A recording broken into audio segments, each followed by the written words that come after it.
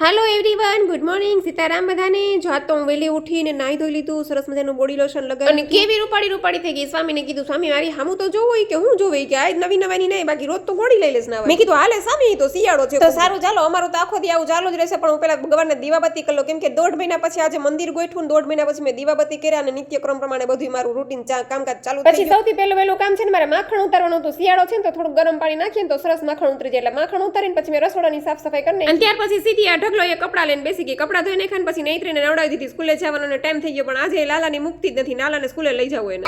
હું તને સૌથી વધારે તો તને પ્યાર કરું છું. હું તાર સ્કૂલે આવવું પડશે હો માર ભેગું. હું તારા વગર નહીં રહું. કેમ બેઠું છે બાવની જેમ બેઠું છે. લાલો બાવ છે તારું? મારું બાવ જ છે. એને સ્કૂલે લઈ જાવ તારે? તારા વગર નો રીએ? હું એના વગર નથી રહેતી, તો મારા વગર રહેશે. આમ જો છે ને મારું બધું કેવું કાલું કાલું બોલે, લાલો લાલો લાલો. આખો દી લાલાને મુક્તિ નથી ને છેલ્લે છે ને લાલાને સ્કૂલે ભેગો લઈને સ્કૂલે ગયો. અને કેવું મીઠું મીઠું લાગે. આપણે એમ થાય કે ની કાલી ગેલી ભાષા હાંભળા જ કરીએ.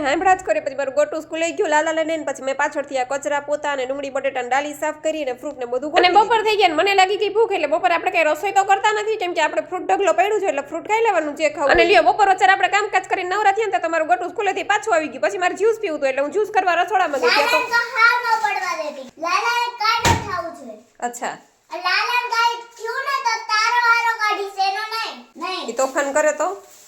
ઈ તોફાન કરે તો ભલે મારતી નહીં. અચ્છા. તો હું તને મારીશ. લાલાને મારવું નહીં, તોફાન કરે તોય કરવા દઉં.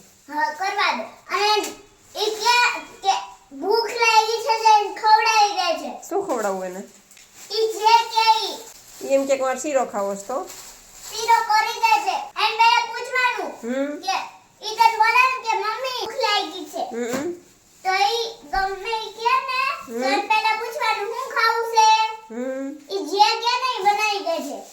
મારું ગટુડું જોયું ને તમે બધા લાલા પ્રત્યેનો કેટલો પ્રેમ છે. અને પછી મેં જ્યુસ અને સાંજના અમે નીકળ્યા ને તો અમને છે ને સંગ મેળો. આ લોકો છે ને પોરબંદર થી પગપાળા વીરપુર ચાલીને તો મેં પતિદેવને કીધું હાલો ને આપણે આ લોકો ભેગા વીરપુર ચાલીને જાય. તો પતિદેવ કે તારાથી ઘરનું કામ નથી થતું, તું વીરપુર કેથી પુગાડે મને? મહિને દી નો પુગાડે. સ્વામી તો મને વીરપુર ન લઈ ગયા. પછી એ લોકોને અમે કીધું કે અમારા વતી જલારામ બાપાના દર્શન કરી લેજો. અમે સીધા પછી કે મારા ભાઈના ઘરે, કેમ કે અહીંયા આજે ગરમા ગરમ ગાંઠિયાનો અને ચિપ્સનો પ્રોગ્રામ હતો. 2 કિલો ગાંઠિયા દાબીને અમે સીધા ઘર ભેગા. હાલો તો મળશું નેક્સ્ટ વિડીયોમાં. આવજો. જય સિયારામ બધાને.